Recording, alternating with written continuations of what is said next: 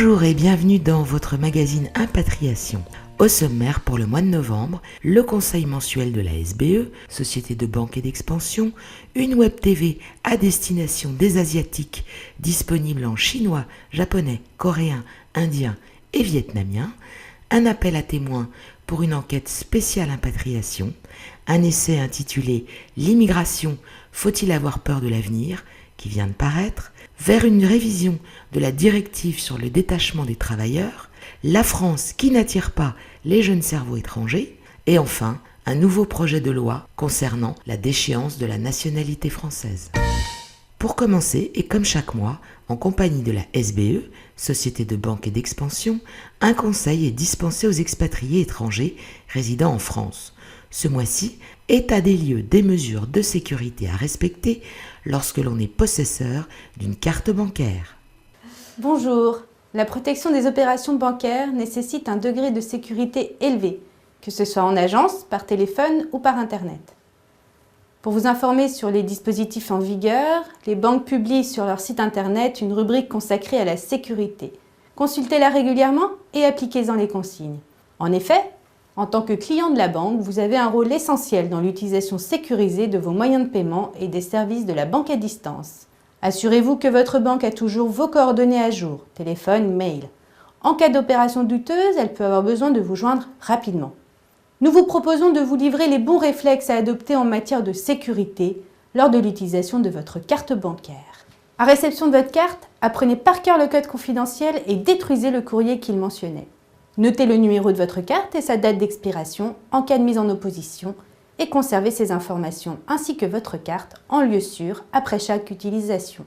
Ne communiquez votre code confidentiel à personne, même pas à votre famille, personne n'en a besoin, ni la banque, ni la police. Votre carte est strictement personnelle. Ne la confiez à personne. Ne la perdez jamais de vue lors d'un paiement chez un commerçant. Elle contient des informations qui pourraient être copiées et réutilisées à votre insu. Tapez votre code à l'abri des regards chez un commerçant, au distributeur de billets ou sur tout automate de paiement en cachant le clavier avec votre autre main. Cette carte est strictement personnelle, propriété de la banque émettrice qui peut la retirer à tout moment. Toute personne trouvant cette carte est priée de bien vouloir l'adresser sous pli à l'adresse figurant sur cette dernière. Nos conseils. Chez un commerçant, au distributeur de billets ou à tout automate de paiement, cachez efficacement le clavier quand vous tapez votre code. Souvent, avant un vol de carte, le voleur observe sa victime en train de taper le code afin de l'utiliser ensuite avec la carte volée. Au renouvellement de votre carte, pensez soit à détruire l'ancienne en coupant la puce et la piste magnétique, soit à la remettre à votre banque. Je vous remercie. Si vous gérez des impatriés d'origine asiatique, faites-leur découvrir asia21.tv, une web TV qui leur est consacrée.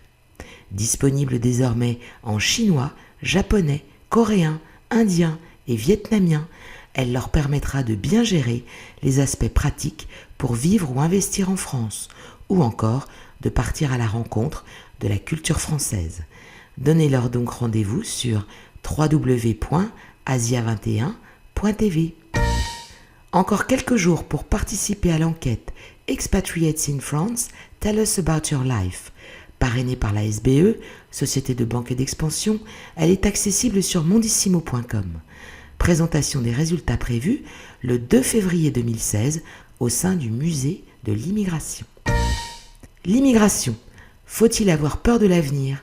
Réalisé par Gérard A. Jaeger, historien et philosophe spécialiste des grands bouleversements des sociétés et notamment des rapports entre réalité des faits et rumeurs, vient de paraître aux éditions Erol. Un essai en forme de décryptage à rebours des idées reçues, à la fois état des lieux du phénomène dans son actualité et mise en perspective historique des ressorts, enjeux et problématiques d'une réalité complexe. Début décembre, la Commission européenne pourrait opérer une révision de la directive sur le détachement des travailleurs.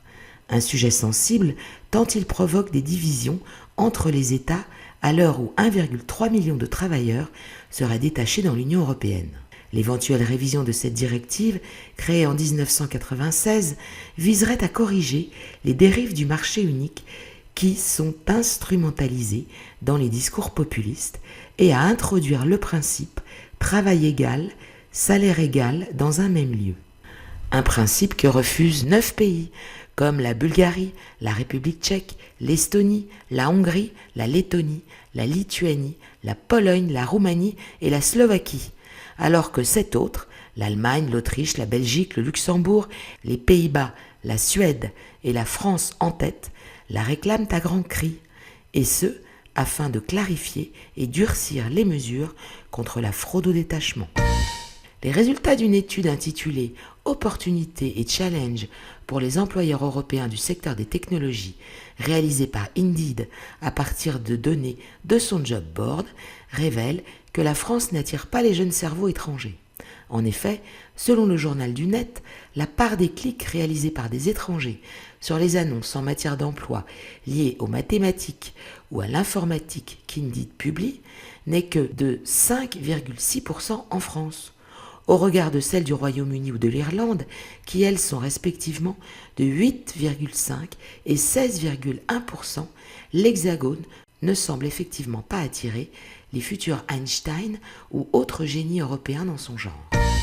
Faisant suite aux attentats du 13 novembre, François Hollande, lors de son allocution au Congrès réuni à Versailles le lundi 16 novembre 2015, a annoncé son souhait d'étendre la déchéance de nationalité aux binationaux nés français en cas de condamnation pour acte de terrorisme. La déchéance de la nationalité française est une procédure qui existe déjà dans l'article 25 du Code civil, pour certains motifs précis et d'une extrême gravité, notamment atteinte aux intérêts fondamentaux de la nation, terrorisme ou pour avoir commis, au profit d'un État étranger, des actes incompatibles avec la qualité de Français et préjudiciables aux intérêts de la France. Elle est ainsi rare et très encadrée juridiquement, mais un projet de loi visant à réformer les dispositions actuelles pourrait voir le jour. Merci de nous avoir suivis et rendez-vous le mois prochain.